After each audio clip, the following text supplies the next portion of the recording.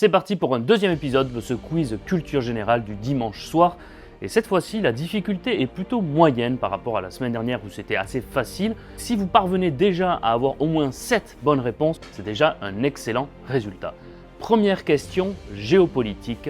En quelle année est tombé le mur de Berlin? Et c'était 1989. Deuxième question philosophie. Quel philosophe a écrit la critique de la raison pure? C'est Emmanuel Kant. Troisième question géographie. Quel fleuve traverse les villes de Vienne, Bratislava, Budapest et Belgrade? Et c'est le Danube. Quatrième question science. Quel scientifique a formulé le principe d'incertitude en mécanique quantique? Ce scientifique s'appelle Heisenberg. Cinquième question, art visuel. Quel peintre est connu comme étant le chef de file du mouvement impressionniste et a peint notamment Impression Soleil levant?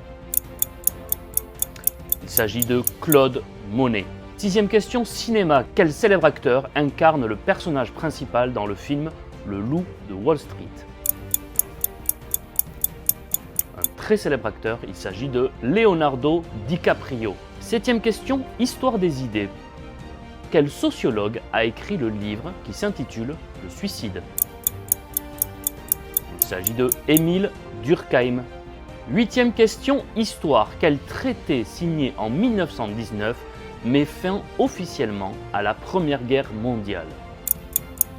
Oui, bravo pour ceux qui ont trouvé, c'est le traité de Versailles. Neuvième question, Antiquité. Quel philosophe fut le maître d'Alexandre le Grand? Philosophe très connu. Il s'agit de Aristote.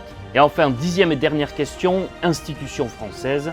Quel article de la Constitution de la Ve République, donc de 1958, permet au président de la République de prendre les pleins pouvoirs en cas de crise grave?